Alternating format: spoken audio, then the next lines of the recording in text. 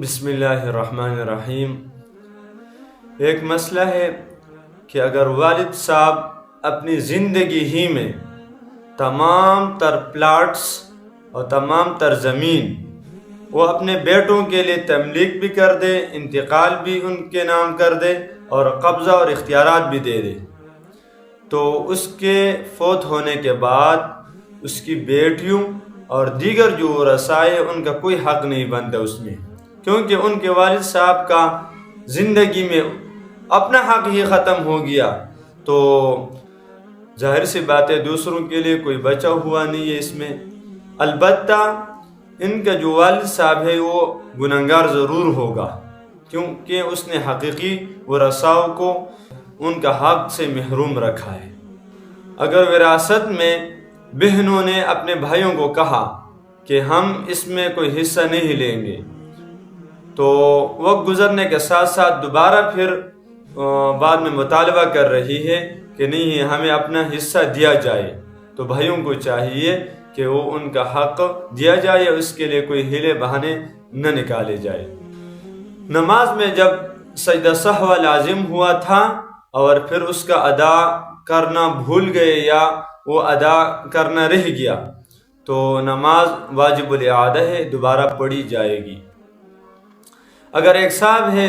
وہ قضا نماز کی جماعت کرانا چاہتا ہے اپنے گھر میں یا کسی بھی جگہ پر بھی، تو نماز درست ہے، لیکن اس میں شرط یہ ہے کہ جو اس کے مقتدی ہوں گے ان کی بھی نماز فوت ہوئی ہو تب ٹھیک ہوگی، ورنہ نہیں۔ محلے میں ایک تنظیم ہے اور اس تنظیم کا کام ہے لوگوں سے چندہ جمع کرانا اور پھر اس چندے کو جو ہے مختلف لوگوں کے خدمت میں صرف کرنا ہوتا ہے، تو یہ چندہ جو ہے جس کام کے لیے جمع کی گئی ہے اسی کو مقصود بنانا چاہیے، اسی کے لیے ان پیسوں کو خرچ کرنا چاہیے۔ اب بعض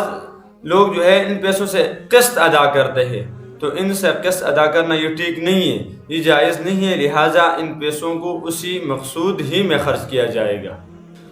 ایک شادی شدہ لڑکا ہے، اس کے کمرے میں ایک الماری بنی ہوئی ہے اور اس میں اسلامی کتب، احادیث مبارکہ کی کتب اور اسلامی لٹریچر وغیرہ رکھے ہوئے ہیں، تو اس کے رکھنے میں کوئی حرج نہیں ہے، لہٰذا ان کی جو ہے ایک جگہ ہے وہ متعین خاص ہے، تو اس کے کمرے میں ہونے میں کوئی حرج لاحق نہیں ہے۔ ایک لڑکی ہے وہ کسی مدرسے میں پڑھ رہی ہے، اب اس نے پہلا ہی درجہ مکمل کیا ہوا ہے اور اس کی شادی کا پروگرام ہو رہا ہے،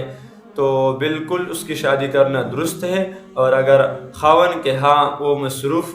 ہو گئی اور اس نے باقی علم آگے جاری نہ رکھ سکا یا وہ نہیں پڑھ سکتی تو کوئی گناہ نہیں ہے اس پر۔ البتہ اس کی جو بنیادی مسائل ہیں، نماز کے مسائل، روزے کے مسائل، یہ جو بنیادی مسائل ہیں ان کا جاننا ضروری ہے، اور اس کے علاوہ پورا مدرسہ پڑھنا، پورے کلاسز جو ہے وہ پڑھنا، یہ اس پر اس کو گناہ نہیں ملے گا۔ ایک مولانا صاحب ہے، وہ مسافر ہے اور جمعے کی نماز پڑھانا چاہتا ہے، تو مسافر کا جمعے کی نماز پڑھانا ایسا امام کا ہونا بالکل درست ہے، اس میں کوئی حرج نہیں ہے۔ ایک صاحب ہے، اس کو عذر ہے، مجبوری ہے، وہ جمعہ پڑھنے کے لیے مسجد نہیں جا سکتا، تو ٹھیک ہے اپنے گھر میں پڑھے، لیکن البتہ ظہر کی نماز وہ پڑھے گا، جمعہ کی 2 کے بجائے وہ ظہر کی 4 رکعت پڑھے گا، جمعہ کی نماز اس سے ساقط ہو جائے گی۔ ایک صاحب ہے مسلمان اور وہ کسی غیر مسلم کے ساتھ ڈرائیور ہے، اور وہ غیر مسلم اس گاڑی میں اپنے چرچ یا اپنے دیگر عبادت خانے میں جاتا ہے،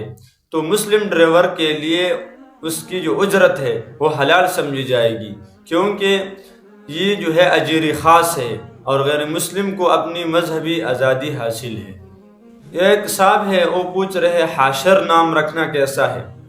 تو حاشر نام رکھنا درست ہے، البتہ استغفر اللہ نام رکھنا درست نہیں ہے۔ اچھے اچھے نام تلاش کرنا چاہیے، بہت سارے نام ہیں۔